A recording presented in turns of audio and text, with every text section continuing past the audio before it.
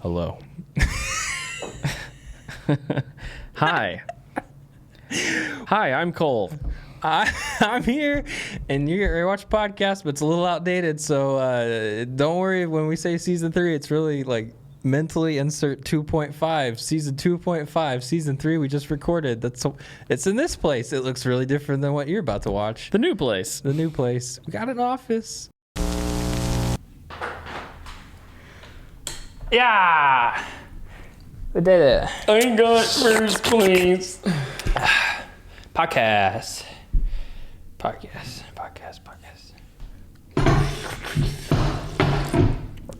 Feels good to be back. Welcome to podcast. Feels good to be back. Woo! Yeah. Podcast. Missed you, man. I Haven't seen you in months. Dude, yeah. It is blowing me Haven't away. seen I'm you wearing in these months. glasses right now, and They're like your crooked face as is heck. just getting. It's so funny. Scrunchy face. Yeah. Hi, welcome, You got your Jeffrey Dallas glasses going on. Jeffrey. So this is a podcast where we talk about filmmaking and things like that. I'm a host, Tristan. This is another host, Cole. Hi. Season 3. What does that mean? I don't know. Means lots of things. It doesn't really mean lots It of means things. we got but- a new chair. Yeah, we got new chairs. And a new mic stand. Oh, Whoop, whoop. yeah. We have more coming. And a new award. New award. Whoop, whoop. Just one award. 2 awards. Three awards. Three awards. 3 awards. Oh, you might be listening to the audio. We just held up 3 awards. Thank you. What did you hold up, Tristan? I got an award for best cinematography. Oh, wow. I'm a DP now. I'm a real DP. I mean, I DP'd before, but not award winning. Now I am. And Cole got the one that represents him the most. Second place. Yay! And I have What'd you the get? audience award. Everybody in the audience chose me. They did. Like Pokemon. Cole, what did we get these awards for? We got them for a movie called Nuts About You that we produced, wrote, directed, filmed, all the above for the 48-hour film challenge. 48-hour film challenge. David, that sounds pretty hard. What's the 48-hour Sounds film like challenge? It took a long time. It takes 48. Are we rolling an intro at some point? Is this the what are we doing? Holy I don't moly. know. You just started. What do we normally do? You played the intro music. I thought that meant we started. Oh, we can play it now. No, that wasn't the whole thing. New music.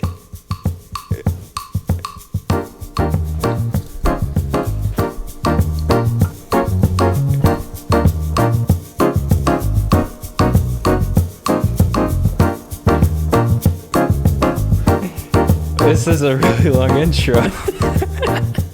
Gotta have time for all those title cards you That's just read. perfect. That's Welcome perfect. back to the best podcast in Columbus, Indiana. Hosted by the best Award-winning video filmmakers production ever. Dude, in Indiana. in Indiana. You know the world. You see the globe. We're the Yeah. little dot. We're the That's little us. thing that looks like Bigger than Stalking. Texas. Stalking. Yeah, so as you can tell, we host a podcast, and that's a thing we do because we're really good at it, and you listen to this far, so No, we're not really good at it. we're the best. Thank you. That's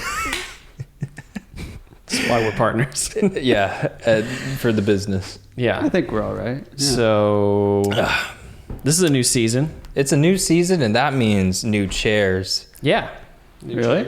Yeah, new chairs. can't Why see them. do we got new chairs? Because they're smaller, and everyone knows smaller is better because it lets you fit on more guests. Yeah. What? Are we going to have guests this season? Guess. Is that a callback to season 1? It Season is. 1. We used to have a little dude named Benny, and he would find us people to come on the podcast, and it was great. And then COVID hit, and Ben left. God rest To the- his soul. He's He's still alive. He He went left to the big great state in the sky. Yeah. Still with California. us in spirit. But now we're finding new guests because COVID's been chilling out a little bit, which is pretty sick. And I don't know. We'll see what happens. Everyone's getting vaccinated and stuff like that. Yeah, everybody, right? By the Cole? time this Chilling podcast out, comes huh? out, I don't know. Maybe it'll get better. Maybe. Either way, Yeah, we worse. got some Delta. people lined up that want to come on and tell us their story. yeah. People that do video things. We have upped our capacity from 3 people to 5 people, so get ready. Dude, that's almost double. That's it's going to be a party instead of a podcast. Partycast. Yeah. Hey, We're in sync today. Partycast. Partycast. Okay, that's enough. For those of you who are tuning in for the first time, we are Tristan across the road We from me here. collectively are Tristan. Yes. We are Tristan. Bum, bada, bum, bum, bum, bum. Tristan Watkins. Yes. And you are? I'm Cole Ankney, and this is And I am? David Baker. You know, you give us You got the right answer. Yes. So Can you the give 3 of us form little title TRIFLIX LLC. We're a creative media studio, and we make stuff, photo, 3 of us video. plus We your do a lot of wives. stuff. But we talked about some things we don't do anymore, so That's true. We don't do it all. We just do a couple things, and we do it the best. We do them very well. The best. Yes. The best. But all the world. things we do the best. We The do. best. Yeah, that's a large claim. The best in Indiana. Come at me. Yeah. But because of that, we have a podcast. So Yeah. 'Cause we're the best. We get together because we're the best. And we talk about the best things at the best time of the day and Which on is the best variable platforms. because every day is a great day. When you work at TRIFLIX, We are just. Every day's the best day. Oh gosh! Wait. yeah. So this is like the usual coming off the rails. So that's What how this rails? works. Yeah. What rails? Oh yes. Rails no are you rails. speaking of? I don't think we've ever had rails. All right, can we just We're gonna try to have jump rails. into a subject before people stop listening? Okay, yeah. But anyways, just before haven't we been jump in, listening. again, just because we make films, we decided to make a podcast. We've been this is now the 2nd season, or the 3rd season, I should say, 2nd season I've been on. Yeah, we're gonna try to make this the biggest and best season yet, and we're gonna have lots of fun people on, and we're gonna talk about a lot of cool things. We're updating our frequency to every week, so everything's gonna be topical and Well, Be more mainstream. relevant. Be more relevant. Yeah. Thank you. That was the word Yeah. I was looking for. Yeah. So all You those picked things. a good word. Yeah. I mean, it's topical. Topicals. Topical. Sounds like But I was looking for the topical. next word, which was relevant. And I couldn't Relevant. quite get there. So, Yeah. which has been a day. That's Right. because we are TRIFLIX. Yeah. It's hard work being the best. Yes. So hopefully that makes sense to the new listeners. If you're an old listener, thank you so much, and thanks for coming back and listening. Yeah. We have a lot of good topics to talk about. Speaking and of, we're gonna have lots if of fun. you're coming back listening, if you're listening at all, and you were listening at the start, and we may have mentioned our awards, you can also watch it on the YouTube. We got a little podcast, and you can see the awards, and you don't have to just take our word for it when we say we got some. Yes. Yeah. So that's fine. So Also, we got cool thumbnails now. we do. I like the thumbnails. We have brand new thumbnails. That's part of the changes. Yeah, Thumbnails. super pumped about that. yeah. And I'm sure you heard at the beginning the new intro song. Yeah, there's lots of cool new stuff going on. So it's been a little bit. I'm excited But- for the guests. Yes, guests are going to be awesome. So, but that's coming soon, and we're going to do. We will also explain, or not explain, but give a preview to kind of who's coming and what's going on and all that sort of stuff. So, Why would we do that? Because you can ask questions in advance. So that way when we interview them, we can answer the questions, not only the ones we think you want to know, but the questions you actually want to know. I like it. I think that's a good idea. We should do it. So But it's not a live stream. You can't ask us while they're on. Yeah, it's a little advance. yes, we'll get there. We want to give them, experimented. good questions. Yes, we're working Sometime. on it. So, Yeah. anyways, back to the award-winning part. we Let's kick it off. Come on. We're going This is a big to deal for us. come out with shirts. And it's going to say TRIFLIX, we're the best. That's not an actual Worldwide, thing. I wide. want it to exist, but Maybe yeah. one day. We have had a couple people asking about shirts, but that's regardless. Let's talk about something more fun. Yeah. Fun Fun was trying to relevant. segue into something. We're working on we're working on all the other episode. things. So let's talk about things that we've already done and things that are awesome and things that are going to get the people going. Get the Last people episode. excited. You wanted to know. What rails are we on right now? The last episode we ended on, next time we come back, today, we're going to talk about how our experience was the 48-hour challenge, the 48-hour film project that we were going to do. And guess what? It's in the past now because we did it and we won 3 awards. And last time we won 0 awards. So like Rightfully so. Did not deserve did a way single better. award. Nope. Nope. So we wanted to take a little bit today to, actually talk about not just tech things, not just futuristic informations and what's going on in the world in terms of what we do. Let's talk about an actual big project that we did. Yeah. And I think, you did, David talked a little bit about 40-hour film challenge. Well, not It was a very brief synopsis. synapse. What is it? It's a start at 7 p.m. on a Friday, and you get a prompt. You get a couple prompts, and you have to include them in your short film. And then from there, you have until 48 hours later, 7 p.m. on a Sunday, to turn around a project. So you have to write, shoot, edit, submit, and have all the paperwork done, all of the steps of filmmaking compiled into 48 hours. Now, it's not like a big Hollywood shoot, so I'm sure we're skipping some steps and we might be shortening some things, but what we're trying to do is find out what is the most important things to focus on. And last year, since we won 0 awards, I think we were able to really hone in What not to do. to do and what to actually allocate our time on. And that was one of the things that I really took away from last year going into this year. And it seemed to pay off because we won. So Yeah, because in comparison to last year, we didn't really have a focus. We didn't have anything. We decided this is what we wanted to be good at. Yes. We were focused on any. It was bad. horrible. It was. I did not. Yeah. It's night and day how we did it. We were there. We were there. We participated, and that's it. Yeah. And that was like pretty a much. couple of weeks after you joined. Yeah, it wasn't long after that. So I mean, Yeah. I was still pretty Green. fresh in a lot of this stuff. Going, I don't know what to do. I don't know what I'm doing, and for whatever reason, I said I'd act in it too, which was not a good idea. So yeah, we learned what we didn't want to do. None of us are in the movie, and Because we're filmmakers. right, not actors. Play to our strengths, man. But we had the biggest crew that we've had so far. It's about 9, 10. Yeah, we had Wow. we had a good amount of people this time, and we knew that was going to be integral for the success of it. Very Having integral. yeah, especially within that small span of time, you have somebody, you have people in each area that can help out in different ways. And it's last year, gosh, it was so hard with the 3 of us. We made it work, but Yeah.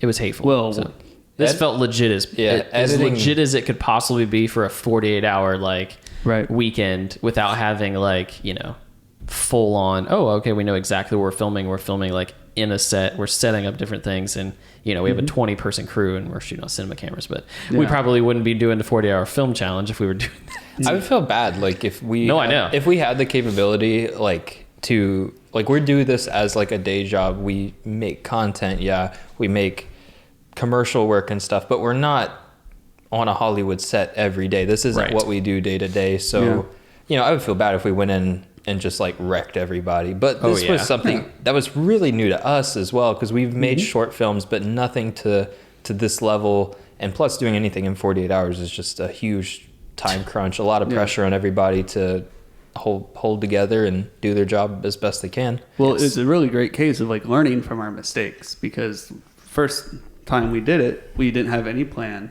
And this time around, we're okay, the first day, Friday, we are just going to spend all of that writing. And it has to be done. The script is done on that day. And then on Saturday was for filming, and just only filming and maybe beginning editing at the end. Yeah, just getting it on the editing software off all our memory storage cards. Yep. I think we probably need to explain at least the story of what last year's was, and then what this year's is. Just quick little brief, so that it's not so we made a movie, go watch it. Let's fill people in if they didn't get a chance, if they weren't part of the couple hundred that already saw it at the IMAX, Oh my god! because that's where it played. That was the coolest part probably of all of it. Getting to see our film up on the IMAX in downtown Indianapolis. That was awesome. Yeah. It was. I was like a giddy school. It was girl. amazing. I was afraid people weren't going to see certain things on the screen, and they're the size of 10 couches. I was oh, you're going to see it just fine. Just fine. Yeah, you don't have anything to worry about. Okay. So last year,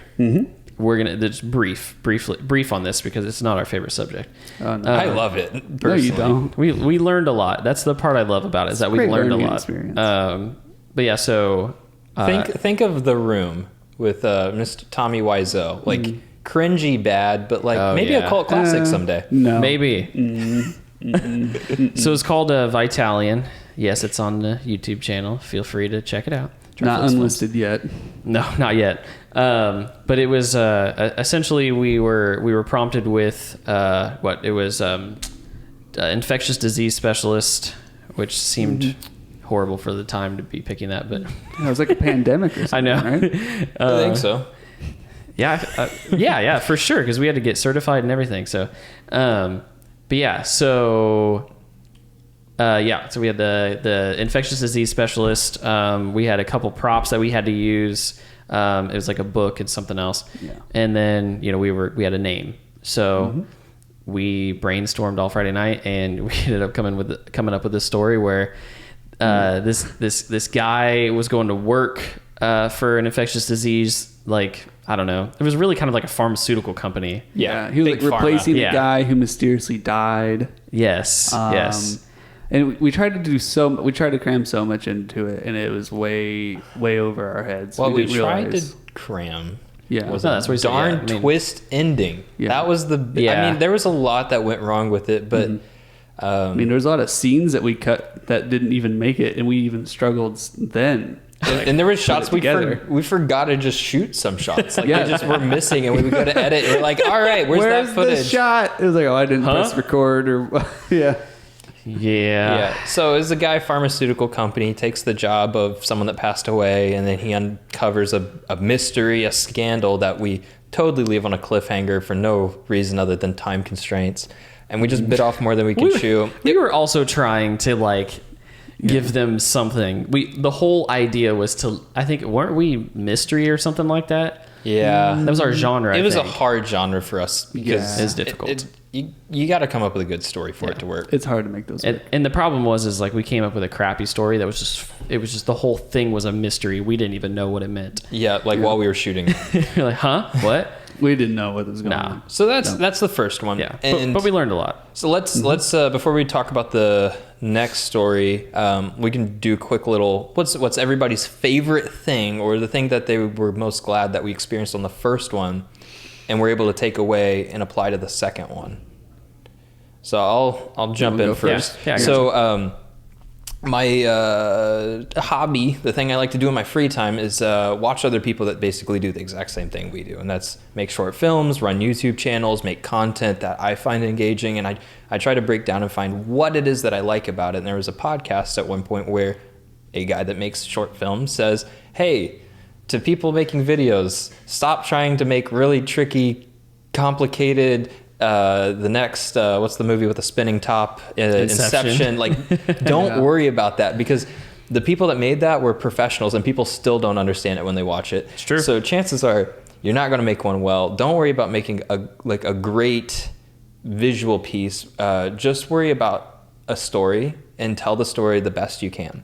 And that was my biggest takeaway in between that first film and the second, and what we put together was I didn't want any twist endings. I wanted as simple as possible. What can we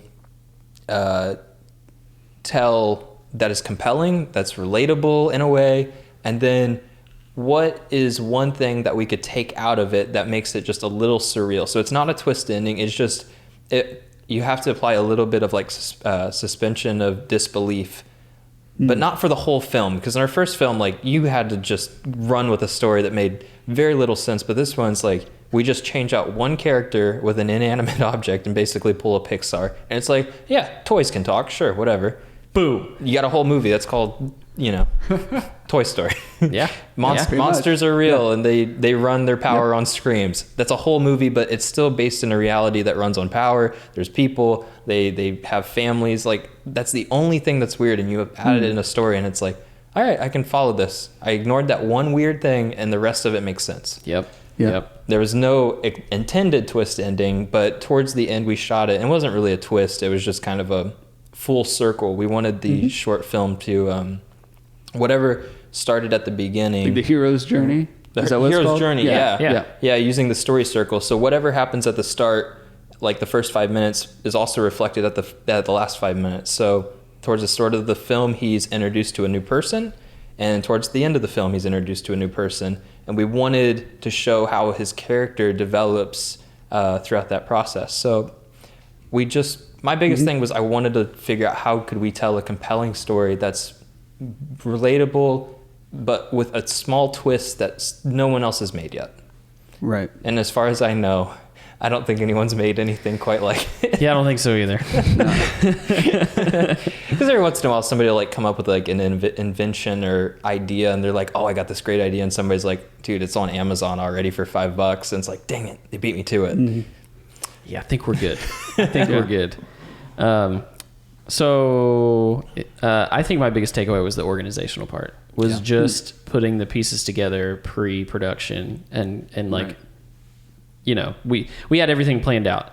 We knew the team members. We knew where we were meeting, when we were meeting, where we were shooting. We knew how we were going to be able to get everything done.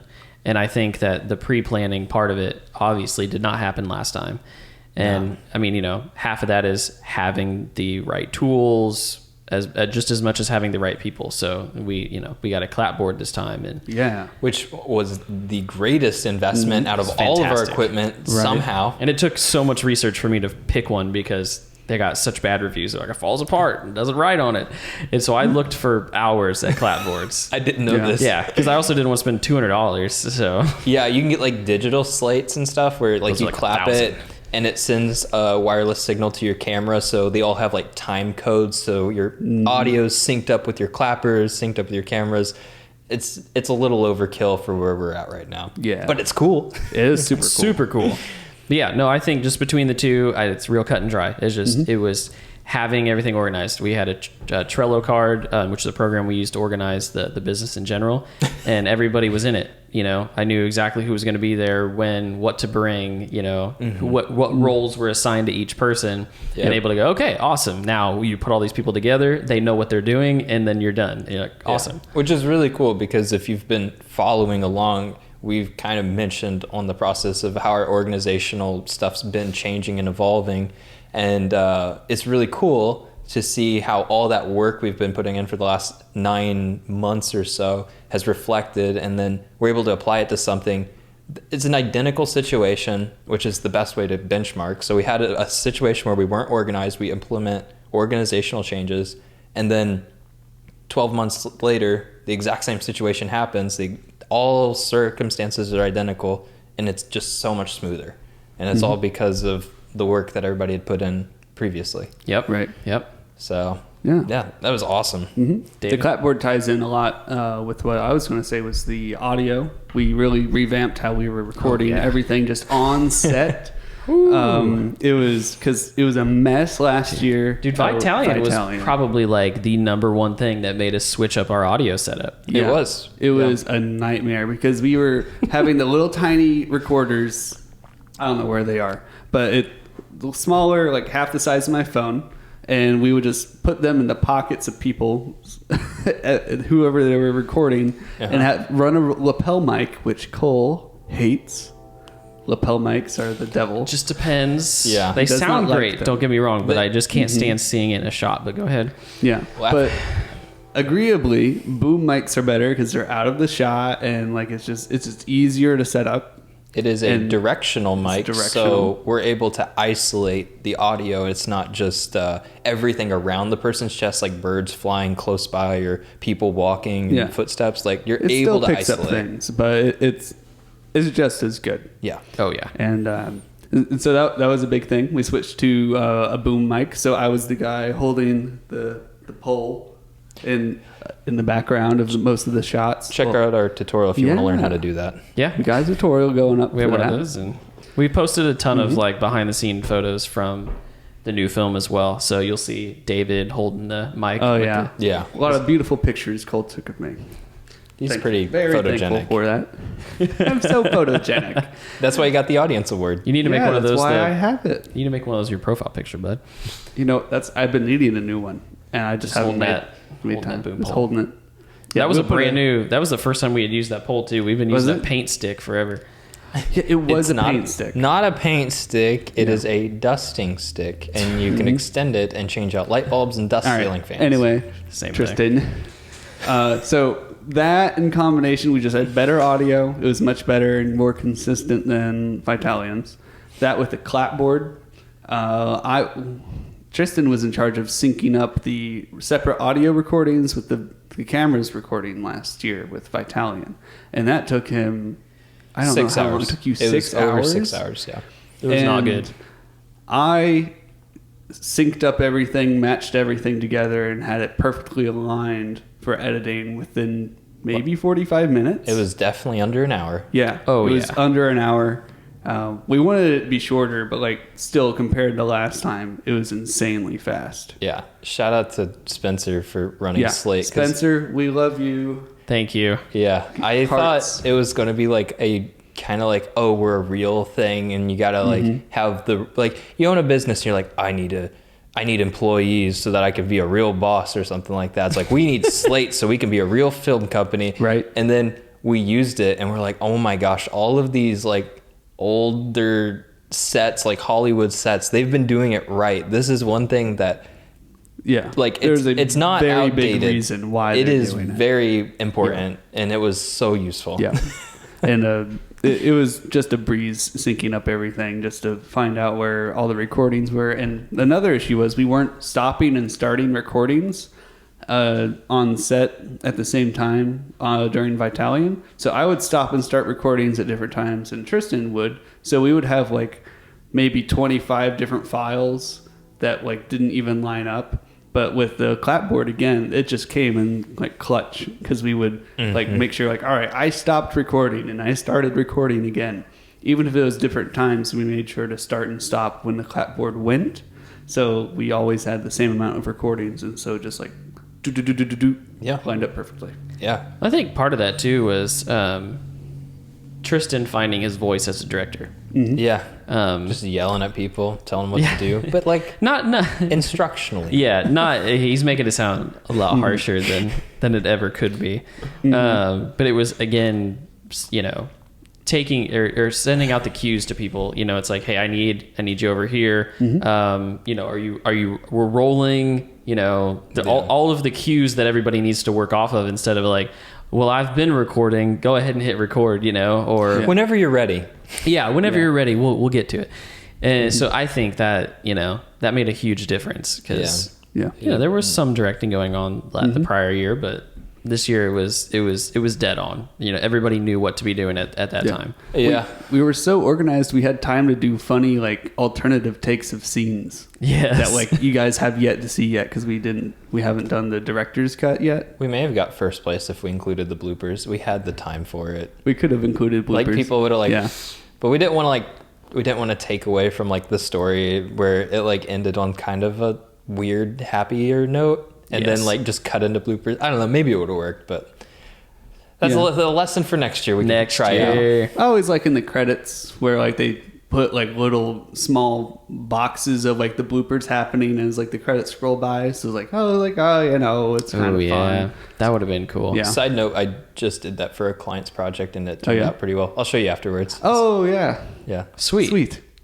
Well, yeah. Get out of my head. I don't it's- know. We're hanging around each other too much. Yeah. I just love it whenever you get, I mean, some bloopers are staged and you'll see that in like Toy Story where like they have a blooper. It's animated. There's no Yeah. bloopers. Like they have to go through and like make that that's scene part exist. of the fun, right? Because like you're still immersed in that like demystified realms. Like, Yeah. oh, it's bloopers. Like, wait a minute, no, it's not. Yeah.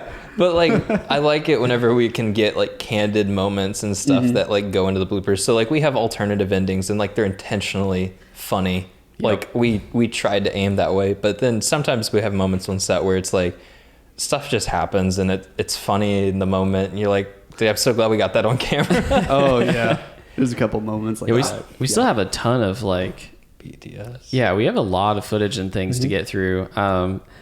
We're gonna work on getting everything put together. I think really at the end of the day, we need to just like try to get the crew back together and do a whole like video of everybody and just like interview each other and talk about the film because Yeah. it'd be cool to really break it down a little bit further because you know Yeah. Well, I agree. Yeah. We talked about definitely having a couple, if not, I mean, anybody that would be interested that was a part of the crew come on and talk about their experience, especially if they had some experience last year with us, and see what they think was different about it and how their experience played out.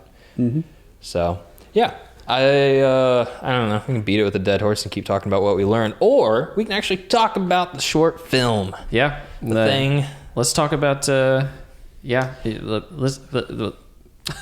let's tell the people what we won. Oh, yes. We got 3 awards. We got 3 awards. So like I said, the testament for last year, just wanting to tell a good story and focus on being a director. And I didn't really, I mean, I helped with the writing a little bit, but not much. I just really focused on making sure that the story looked good. And because David was able to help with audio syncing and you were able to take care of all the paperwork on Sunday, last time I had to do a good amount of all those elements because everybody had prior engagements. I was able just to focus on my shots during the day of shooting. I didn't have to worry about organizational stuff. And then on the day of editing, I could focus on just editing the best of the best shots and putting everything together. And I got, we got, definitely a team effort, was the Best Cinematography Award. And that just means I got decent shots. However, most of the comments that we got, the best shot of the most iconic shot of the film is a drone shot that I didn't even take. I love that keeps coming up. Everybody's like, the drone shots look so good, so cinematic. And it was the one Cole shot with the drone, because I had to get the close-up shots on the balcony in the film, and then we cut to a wide shot from the drone of that same balcony. So it worked out much better that way because I was able just to focus on certain elements. And those were the most botched ones that we had. Yeah, they gave us the most trouble out of all of the shots. Yep. And it was an afterthought. You know, we were all standing around and we were waiting for Tristan to finish up shooting. He was in his tower thing here at the park in Columbus, and so we're like standing there and someone goes, "Hey, you got your drone with you?" I'm like, "Yeah, it's in the car." And so we just popped it up real quick, grabbed a couple shots. And I didn't even think that any of them would make it into the film. Yeah, it was great. So we did talk a little. We'll keep going through the awards, but we haven't really even talked about what the story is about, other than it's a twist-ish, but not like, I don't know. That's okay. We'll go through it. Yeah. So the other award we got we're runner-up. We got second place. So we weren't super upset about this. We were pumped. I mean, going from 0 place to, probably dead last, literally. All right, everybody close your eyes and raise the number of fingers you think. And how many awards did you think we were going to get going into this? Geez. Wow. Cole's got 2? Yeah. 2? David had 3. I had 0. I wanted to get 3 to match the ones that we didn't really get last time. See, we talked about this, and I didn't know that you had felt this way because, and I tend to just be a cocky individual in general. Yeah. So, but going into it, there was something that it was the feel of the film itself plus our efforts this time. Like it felt so put together and so official on the production side. Yeah. That I was like, there's no way we won't win something. I mean, I didn't think we'd get in the top 3 when it came to the full competition, but the award that we got with the cinematography and then the one that David's getting ready to show, the audience award, those were the 2 things I thought that we would be contenders for. So have we explained what the 2 different, why there's a second place, but there's an audience award? So the second place, there's a panel of judges, and they saw all the films in the time between us submitting and them showing them at the reveal event or the watch party. And they judge on a specific criteria. They're all part of, they're all part of the industry. And so this Indie Film Fest, they go through and they judge everything. So out of the competition, what the judges viewed, we got overall second place. But the audience award over here, which was based on like a set of criteria, technicality, and abiding by certain story elements. And then David's holding up the audience award. So the audience award, there was actually, there was a decent amount of people in that theater. I would say over 75, at probably even 100 plus. Yeah. It was cool. There's a lot of people. But the people that sat in the theater, they all got their phones out at one point in time, and they voted for all the films that they saw that night, which there were 16. And we won the audience award from the people who got to see it in the theater. So just majority versus the was the state voting or whatever, the electoral college versus the majority Democratic. We had the majority. We just didn't get the electoral, which we were all completely fine with. I mean, even just to get these 3, I mean, we were every single one, the cinematography especially, right? But even the second place, and especially, and the audience were like every single one of them. We were going nuts. I mean, we couldn't. I can't explain the feeling, because even though, I mean, we plan all year for this. You know, we think about the equipment and the things we need, and we're thinking, and that we play our whole year off of that essentially. No, of course, there's client things that come up, and we're like, okay, we need this. But we need it. But usually this is the pushing point that where we go, okay, we need this now. Let's do this better next year. And so this is what's helping us grow in our art. And the second year in as a team, as you see here, we got 3 awards, which is it blew my mind. Yeah. But I was ready for it. I was like, I knew we were going to win something. I just didn't know what. And I was pumped. I mean, going into it, before we even started, like before we even submitted, I think it was during the editing process, we were looking at the list of awards and we're like, all right, what are some things that we could really focus on that we think we could get based on our skill set? And we took that into consideration, and we really were looking towards like cinematography, the use of a character, because I think I really do think we use the character very well for like, the story would not have made sense without the character and the prompts. So part of the weights would come in. So I thought maybe we could get that the actual like judges award, maybe just on the technicality aspect, but we ended up doing much better than that. Like, it wasn't like, oh, we're aiming for 1. We ended up being able to get multiple just out of everybody's teamwork on it. So that's pretty cool. It's amazing. So with all of that being said, all the things that we did, the production, the writing, the awards that we got, the story that won us these awards and took us to that point was a guy falling in love with a jar of peanut butter that talked. Yeah. Sorry if you spoilers, but you're like 40 minutes in now. You should have clicked. It's happening. It's happening, people. Maybe David will interject that. Like do a little pause, do a little voiceover in the middle of that. Yeah, that'd be really nice of you, David. But if you if you don't do it, then this will just be weird. It's a 6, almost 7-minute film. It's pretty quick to pull into the story, and it's just one of those things, like, it makes you feel good. It kind of makes you think. You start to feel the feelings between these 2 people. We'll go with that. They're people. And and you're like okay, wow, okay.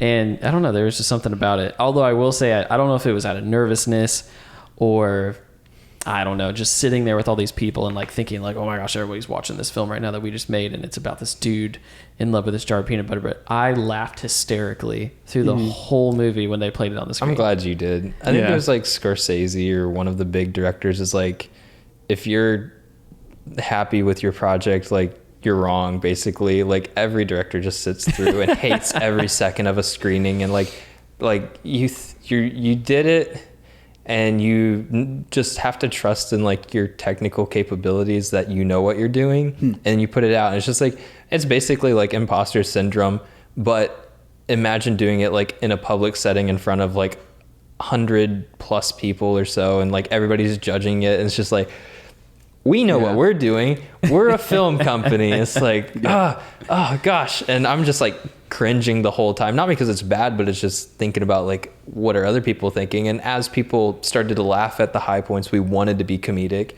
not the film itself, like the year previously, that felt really good. And it starts to relieve the tension. And by the final scene, I still think about it maybe once a week or so, of like, just how the music kicks in. The sound design was really good. David and Cole were able to find some really good music that matched the scene. And actually, I think your brother Derek, who was the star, the co-star of it, the main actor, he helped find this audio too. And it just has this certain feeling that really helps like translate to the audience what you should be feeling in the scene, of this like upbeat quirkiness, and then how the ending scene just like plays out. I just like, it'll play through my head every once in a while, and it makes me like smile, and I just like feel good, like walking around doing my job and stuff.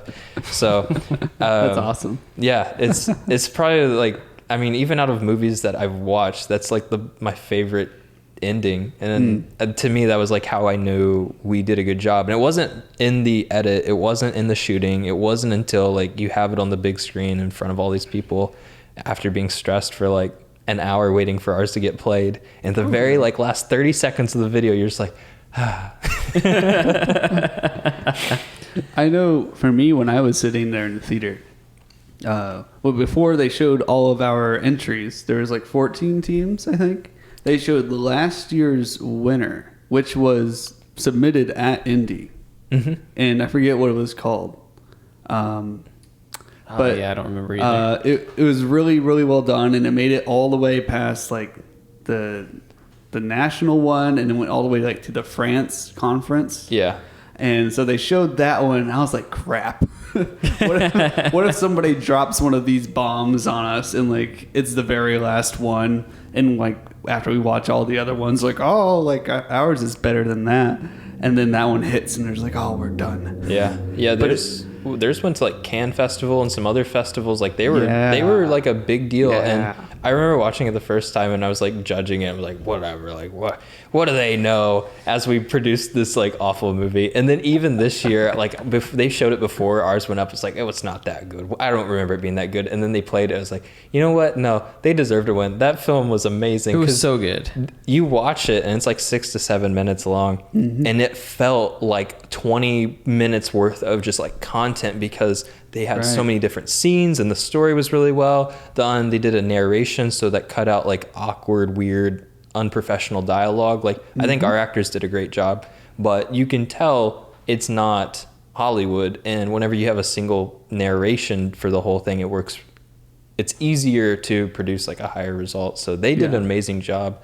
I don't remember what it was called, but if we find it, we'll throw a link We think up. it'll be down there somewhere. Yeah, it was. I knew when I saw it last year, I was like, oh man. I seriously, and it was just the four of us. It was my wife, and then you and your wife, and we all sat there and watched them last year because we couldn't do it in person. Yeah, it was. And I knew just it. like rented, and we watched it on a couch. I knew it. I saw that. I was like, oh man, we're all screwed. And to be honest, the reason that theirs may have not been as great last year was because the viewing experience was like at my apartment. Yes. The audio is not as good. The visual is not as good as going to the IMAX. So I was really happy, not only that ours got to be played on the big screen, like literally the largest screen in Indiana, but like to see other people's work is just a really cool experience. And I hope that they do it again at IMAX next year. That would be amazing. If we enter. Yeah. Oh, we're doing it. Oh, we're coming back. We're claiming first place. That's what I was baby. gonna say. We're gunning for that first place overall. Like, Yeah. just saying. So in the retrospect too, just so people are aware, first place, not the audience choice, not the best any other award. First place from the judges is for each state will have one. So you'll have 50 videos, 50 short films that go to the Cannes Film Festival in France. And that's like the big deal. That is the Super Bowl for indie film people. Like it's a very big honor, privilege to go. And if you go there, you have the options of potentially selling the idea, like pitching it to a house or whatever, like a film production place, and being able to like actually produce this into something real. You could sell it.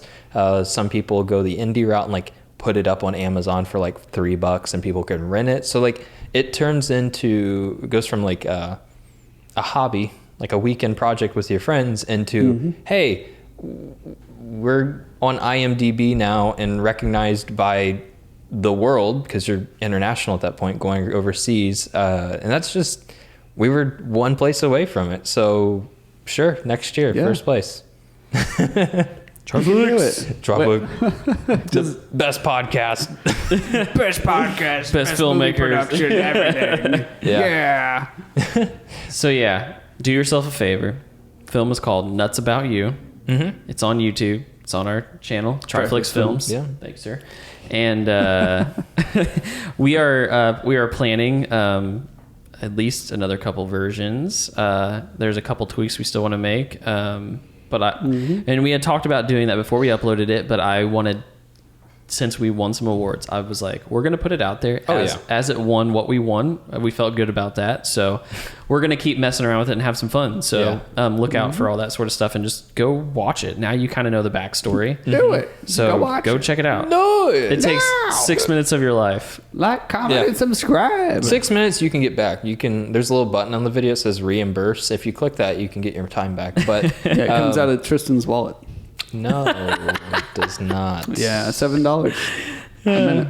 But we will do more content that is specific to 48 Hour as soon as we have the opportunity, and we'll put out some more like behind the scenes type stuff. We have a bunch. I mean, I tried to film. I shot a ton of pictures, filmed a ton of stuff behind the scenes with the GoPro, so we have a lot of audio and video of what it took to make it.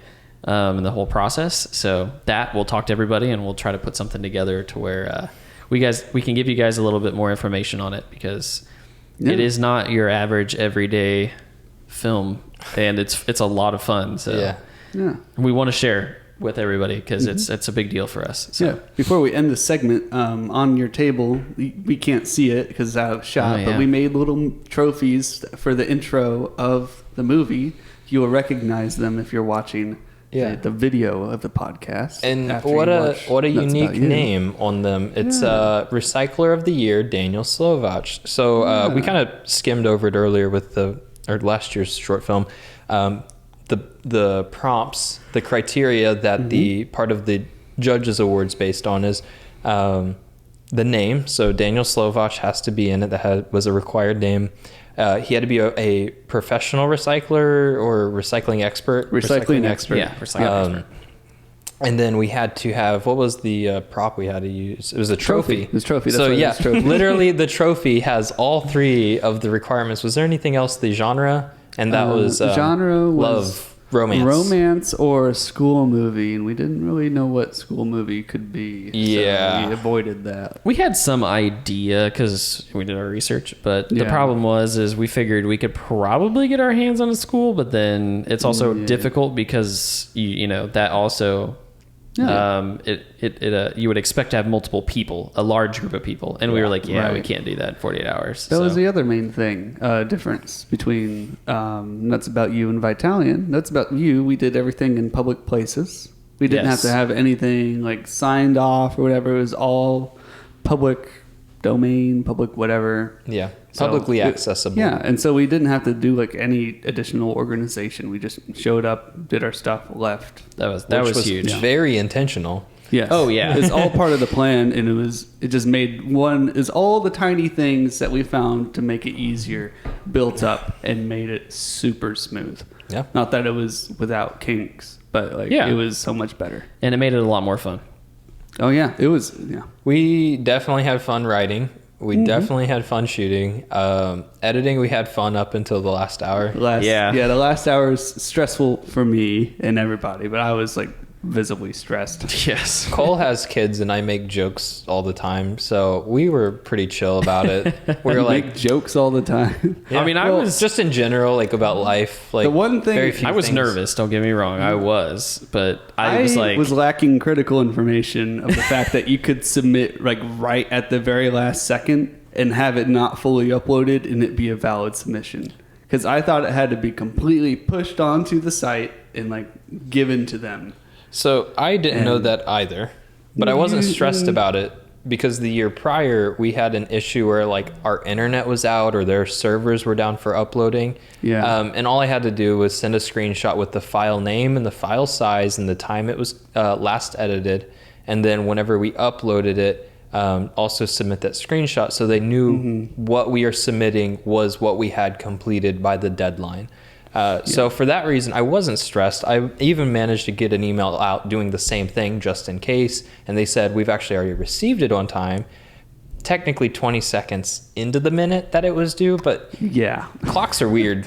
Yeah, I mean, nobody said 7:30 and 45 seconds. You know what I mean? So you're like, okay, great. We'll lock this thing at still 7:30. And it was due at that 7:30. 7:30, 7 o'clock. Yeah. Whatever the deadline was, we were like, say like you got to show up to work at 7 o'clock and you show up at like 7 minutes or 7 o'clock and like 40 seconds in. You're still on time, and that was essentially how we submitted. Yes. We were still on time. Yeah. I was ready to throw myself out a window. They changed a lot of processes this year. Yeah. They're building out their own site that kind of helps with the upload process, and some of it's helping to make it much more user friendly and digital. So there's less of kind of like moving in between sites, which there's still a good amount of. But the upload process, it literally, I submitted the file and it did some sort of preliminary upload, gave me a timestamp, and then it finished the rest of it after the fact, which is genius for what we're doing, because people are going to be uploading at the last minute in this way. Or just slow Yeah. upload speeds. And it's really Yes. unfair if you have like faster internet because you have more money. Yes. The whole point of the short film contest is accessibility. Like, they want it whether you're in high school or 70 plus years old with a camera. Like, you should have an equal opportunity to enter this contest and an equal chance of winning if you meet all the criteria and you can produce a good piece of video, a good film. And that's, I mean, their prices to enter are very affordable. If you enter in sooner, you get a discount. So being prepared is a great attribute to have, which we did a pretty good job of this year. And then also, like, the tickets to go view it were like $10 at the IMAX. There's absolutely no movie you can go to the IMAX and watch for $10. Oh yeah. So they do everything they can to make it accessible to. I mean, plus it's hosted in Indianapolis, which is right in the middle of the state, so that's convenient. Yes. Yes. So yeah, I like them. They do a great job. To the team that puts that together. Big ol' shout out to y'all. Everybody had a great time. Like, the entire theater of people was just enjoying like all the short films, like whatever. Yeah. It's just, I don't know. It was really nice. It was a good vibe, especially. Oh just, man. Yeah. I brought my kids. I wish there was a way that we could, like, maybe we can find is the link to all of the short films that were entered, because That'd be they awesome. all deserve some love. Everybody put in a lot of hard work. Technically, some of them may be better than others from a technical aspect, but some of them are also like us doing it professionally. Like, we make short films and client projects, so it's like a big part of what we do. And there's also people like, it's a Saturday and my kids want to make a short film. For $100 I can spend a weekend with my family. It's like a trip to the lake for them. Like, this is a fun project, so their kids get to help write and they get to help act, even though it's not technically as graded by the judges in a certain way.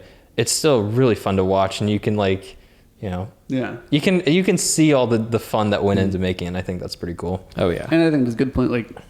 Like having your family put up on a massive screen like that. Like, imagine being a kid and like seeing yourself like 25 feet. It's just like, oh my gosh, I'm a movie star. That'd be a very memorable experience. I think. It's really cool. Yeah. Worth it. Yeah. Worth it. Oh man, we are under an hour still. So what I guess we talked about what we learned from the last movie. What did do a little round robin on what everybody learned from this shoot? Start with David. Go reverse order. Oh geez, what did we learn from this shoot? What stressed you out, buddy? What did we learn? I would say, even with like how amazingly like we cut down the time with syncing a lot of the audio and the video, we all kind of pointed out we could have, instead of syncing every single shot we ever did, we could have pared it down to only the shots we wanted and then organized everything, because that would have like probably cut that time in half too, because we only used like maybe, I don't know, 20 shots out of the 40 or 50 that were usable. I don't know how many there was total. Maybe there was 30 shots and we used like 15. Something along those lines. We did almost every scene twice. Yeah. So whatever it is, it's 2.3 more. So if we had 15 usable shots, we probably had a little over like 30, 36, 37 actual takes. And that 40, whatever. And that could have been done the night before too, and that would have like taken like 20 minutes, gone to bed, wake up, and we could immediately start editing. Which I mean, we were definitely like letting everybody sleep in on Sunday because we were really ahead, and had we not slept in, honestly, we would have still been fine. Yep. But maybe having someone like edit in the off hours, like someone dedicated, like, hey, will you just trim the footage? Will you go through and sync everything up while like this is your role? Like you don't have to come Friday, you don't have to come Saturday, but like at like 11 o'clock, 10 o'clock on Saturday night for 4 or 5 hours could you throw in, or just get up at like 4 a.m. Sunday morning, sync everything up and start working on it, and then hand it over to us. And honestly, the 4 a.m. would be better because they could tell us what it is they did whenever we connect at like 8 a.m. Right. So I don't know what the answer is, but I definitely agree. Like, just that editing process in the end, like having someone being able to like do the audio while one person's editing, because that was my point I was going to bring up. Right. I think on my side it would have been, just another level of planning ahead. I was behind on getting some of the paperwork in at the end of like submitting the film. And that was just ignorance of the system changed and it was different. And it looked different. So I was like, oh, well, I did this last time this way and wasn't prepared for this time, thinking, it's going to take me like 60 seconds. And it took me a lot longer than that. And so it'd be nice to have some of that stuff prepared and look at that form pre getting ahead of everything. But, and I think we'll probably end up adding a couple crew members as well. There were a couple more things I wanted, because I also look at this opportunity as a way to help, of course, market us as TRIFLIX in the company, and getting content and things to use on, different social platforms and things like that. So there were more things, and I would have liked to have been able to be more involved in some of the, more specific filming stuff, just being more hand in hand with Tristan. But, I was trying to make sure that we had a lot of content around our whole event, I guess, of the weekend. So, and making sure everybody was in line. So that'd be my main thing. I mean, it all kind of boils down to the same stuff from last year. So I'm going to keep improving upon my position. So good job. Which is what we did. I mean, David took on audio, head on again and made it 10 times better. So I think it's... he was able to focus entirely on audio instead of like remembering lines and stuff, that was the other thing. We're doing double duty. That was crazy. Yeah. We needed the full 9 people. Yeah. Which shout out to your wife, because she also helped keep us on task, and she was very helpful with the organizational part of it, and being able to yell out lines and pay attention to cadence and all the things. She actually fixed the story because there was like some duplicate weird wording or scene or something. She's like, why does it do this? And we're like, we were going to shoot it that way, but we'll fix it. We'll change it now. I don't know. I think for me, like just from like the director perspective, like camera work and stuff, I don't know. I feel like we really did nail. I mean, we got the award for what I set out for last time. So in terms of the process that I had, I thought the editing went really well. I agree with David, like having the workload broken up, either having someone work in the off hours in between while, that nighttime, get like a third shift, somebody just to put in like 3 to 4 hours would have made a huge difference on the editing side. Or finding a way to work with proxies, or like copies of the project essentially, where one person can do the coloring, one person can do the audio, and not just sync the audio, but like actually work with audio and do make the voices sound better, add Foley noise or ADR, so like if somebody's walking, like it actually sounds like footsteps. It's not just what was baked into the microphone. Birds flying around, like helping with the world building, just world building in general, of like having someone really focus on like set and clothing and location scouting would be really helpful. Like let's find a way to make the world feel more real. I mean, our shots were great, but we were still kind of like making those up as we were going and the angles and stuff. But I just want the world to feel more real. We were just watching Free Guy the other day, and it was like this CG world, like, you know, it's fake. Like, it's very transparently fake, like this video game world that they're inside of. And the same thing with Ready Player One, but you feel immersed in it. And I think our film did a great job of immersion through, like, you know, the shots, and the story was pretty good, but like, that was about it. Like, there wasn't a lot of extra noise. There wasn't things that really like solidified and grounded you in this as like a viewer in the place. I hope that we were able to get some different options for genre to try something new.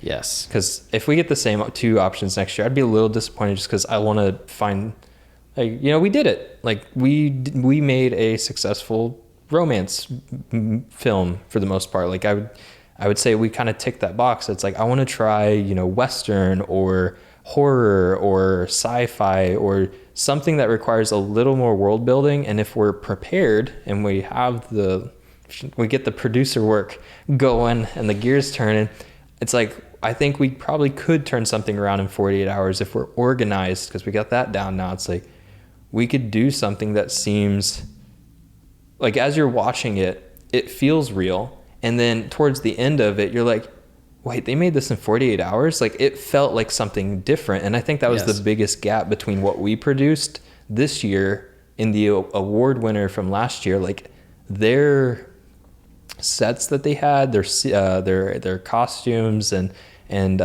their use of practical props and practical effects. They used a lot of like lighting to make things seem distant. It was basically like an alien superpower sci-fi thriller type of movie. They were able to use a lot of practical things to build this world up, and it's like, wow, like, this kid got abducted by aliens, and I totally believe it. And it seemed legit. Like, it didn't seem like a cheap, you know, high school project with you and your buddies. Like, it looked like a real proof of concept for a upcoming trailer or something. Yes. So yeah, world building. I'd like that. Let's build some worlds. Build them. Build them big, build them tall. See if I got anything else relevant to this before we hop off. You want to end it on a fun story? Sure. Before you fly? Yeah. Yeah. Whew. Fun now, not so much then. So Tristan and I learned a valuable lesson the other day. Oh yeah. Oh yeah. So one of the things that we do a lot of, for those of you who do not know, we do a lot of real estate photo and video. A lot of it. So much. And we've recently kind of gotten into the world of commercial properties. And we got the opportunity to go shoot a commercial property in Martinsville. Mm-hmm. So, you know, we fly the drone a lot. We have a lot of experience with that. Yeah. So award-winning shots with the drone. Yes, cinematography. So, you know, we show up. You know, we always do preliminary stuff. So I do my preliminary research. We look at, you know, what the site map looks like. We look at what's surrounding it. And we felt pretty good about it. So we go. And we had already done, you know, almost a battery's worth of flying, which is, you know, 20 plus minutes. Yeah. 30 plus minutes maybe. So yeah, a good deal of flying already. So Tristan takes the wheel on the first one. He goes up there and grabs some. You did the video first. Yep. So then I grabbed it, did some photo work. I'm literally, you know, up getting ready to pull this thing out of the sky. And Tristan and I are walking towards my car, which we had parked in a vacant lot. There's a lot of buildings around there that aren't used anymore. So, you know, we're walking over to the car, and as soon as we're getting probably about 10 feet away from the car, this truck comes out of nowhere and slams on his brakes and slides in front of my car. Thought he was going to hit my car, and gets out and is just screaming at us, profanity, you know, whatever he could think to say. And he's telling us that we could have killed somebody and this and that. And we're just like, whoa. I mean, neither Tristan nor I are really hotheads. Nah. It's not one of those things where, you know, we're not looking for confrontation, and if somebody's looking for it, we're not going to, you know, we're not going to facilitate it. Yeah. So a guy comes up to us and is just losing his mind. We're like, what is the deal? And he's like, my name is so-and-so, and there's an airport back here, and you could have killed somebody. And it's like, I'm like, whoa, dude, like there's flight maps and all these things that, if I'm in a area that I'm not supposed to fly, it tells me I can't fly. Like, sorry, man. It's the software in our drones are pretty foolproof, and it's for the drone manufacturer's protection. They don't want people wrecking drones into planes. Yeah. It looks bad for them. No, we don't want it either. And as creators, like running a company, we don't want that bad rapport either. So in combination of the company helping us out with flight maps and making sure our drone doesn't fly in no-fly zones, and us checking maps and making sure we're not flying in no-fly zones, we've never had an issue like this where someone confronts us and tells us that we're in the wrong. Yes. And then, of course, being the first time, it catches us off a little bit off guard, and we're like, wait, did we screw up? Like, what did we do? Right. And that's the thing is, we follow the guidelines as close as we possibly can. So it's like, put insurance, put part 107 aside. Like, this is one of those things where, in the moment you're like, hey, look, I've checked my boxes, so relax, Mm-hmm. And we always look for visual cues too, because you don't know. And we don't, you watch your visibility. We don't fly above 400 feet. Like, there's the things that you're like, okay, like I've checked my boxes here, dude. And so, he loses his mind on us. There's this whole, he tried to touch your car. He tried to touch my car, which, I mean, it's touching my personal property. And, and I was like, look, I get it, but you can handle this in a different way. Like, you're going to need to step away from our personal property, and let us handle this. I'm sorry, but you need to back up and go away. Contextually, he was over the age of 45. Yes. He's old enough to speak civilly. It wasn't some young kid, it was somebody that's experienced life long enough to know how to talk to another human being. To know better. Yeah. I mean, yeah. I mean, there's truth to that though. Yeah. It's like, and I get it. You walk up to us and it seems to be the case. It's just like, yeah, you look young and people treat you a certain way. It's not like we were walking around. What'd you say? 2 stupid kids with the robot flying in the sky. Yeah, take a picture of my land. I mean, he treated us as if it's one of those news stories where like 2 kids are walking around with airsoft guns in the middle of town, and like you could have, someone could have shot you, or it could have ended violently. Like, he was treating us as if we were inexperienced and we didn't know what we were doing, but we had checked everything prior, and he was just he acted as if we were doing it maliciously, like we were going out of our way to put someone in danger, and it was just a very weird situation to be in. Yes, and you fully have the ability to fly around these private airports, because we're talking a strip of cornfield that has been cut down to a point where they can fly in and out. Yeah. If you look at it from a Google Maps or GIS map or anything like that, and you look down, it is a patch of grass. It is a long strip of a patch of grass with cornfields around it. So from the air, we do not see an airport, like as we're flying around getting our footage and our photos. Like it didn't stand out. It didn't appear on any of our maps or radars or anything as contested airspace or anything like that. Right.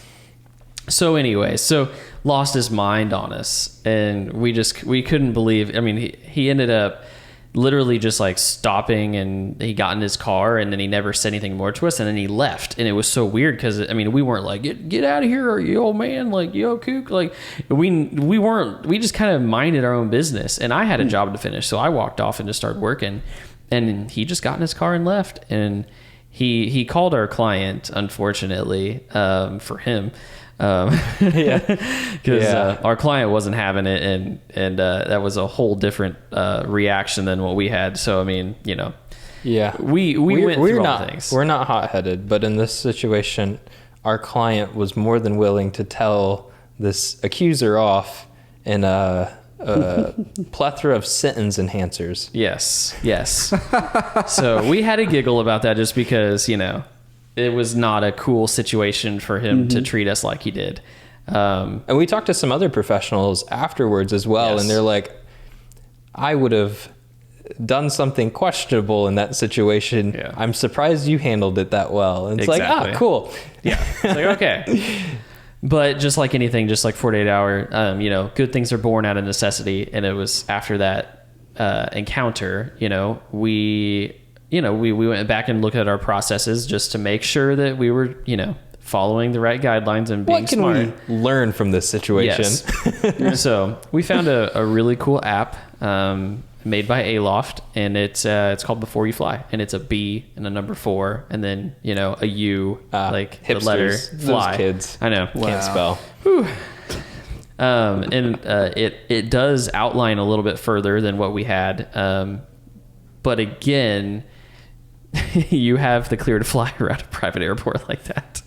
And the guy, he wasn't the owner of the land, you know. Yeah. There's all of these things that come into play later on that we found out that, you know, we were fully within our rights to be doing what we were doing because we checked our boxes, Right. and he was not. So Right.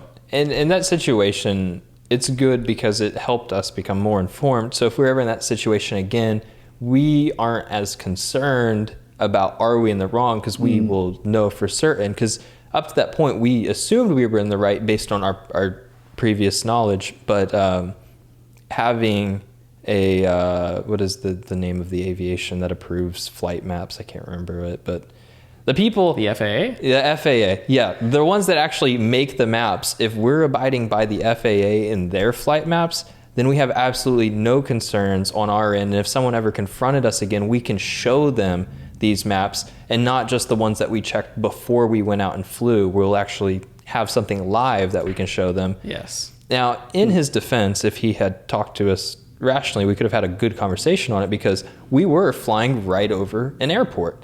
Yes. Which is, you know, not a great thing. No. However, there also were no airplanes taking off or landing during the time we were up. And normally, whenever we hear or see any other aviation vehicle, aircraft, whatever, flying around, and we're at our 400 feet, we'll start to bring it down or clear the airway so that we're not a problem. So the whole time we were up, we were looking for planes. I mean, we were looking for airports. we were looking for large birds, and there was none. So it was a mountain of a molehill. Yeah, exactly. It was a non-problem. It was a teachable moment, and had he explained it to us in a rational, easy to understand, and less elevated tone, maybe we could have learned it from him instead of having to research the additional information on our own. But you know what? Either way, we learned the lesson at the end of the day. Yeah, and had a crazy story because, gosh, the things we wish we would have been filming otherwise on the ground, because holy crap, like you couldn't make it up. I thought it No. was just like some country guy that was really excited to take his truck out that day, because he came flying over that hill at like 70, and it was a good little hill. Oh, And yeah. he comes over up to a T, like the hill and the T are within like 20 feet apart. So he's flying over the hill at like 50. He slams on his brakes, drifts over the T rocks, the T intersections rocks, and then cuts back again and like does this little S turn, and then like whips up right next to our car, all within like 3 seconds. I was like, dude, this guy's going to kill someone. Oh, and yeah. we're sitting there laughing. And then he gets out of our vehicle and starts to confront us. And we're like, wait, he says we're going to kill somebody. And he's going nuts. And the funniest part was, after he leaves, he gets in his vehicle and he starts to pull away while on his phone texting.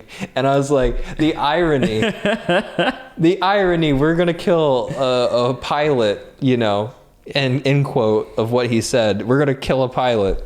One, you know, the airspace is up, down, left, right, all around. You know, him on his phone in the middle of a road, like he's got like 15 feet of not hitting someone. What a guy. I hope he's doing well, and I hope he gets his blood pressure checked. Well, you said teachable moment. Like the other teachable side was from us, because, you know, when I talked to this other industry professional, you know, he has a lot more experience in this field, because he's actually a fully licensed pilot to fly aircraft, you know, not unmanned, Not drones. yeah, and he's been jumping forever, and he's in the military, so he gets it. And he was like, those people are scared. You know, he's just playing devil advocate because they don't know, they don't understand the technology.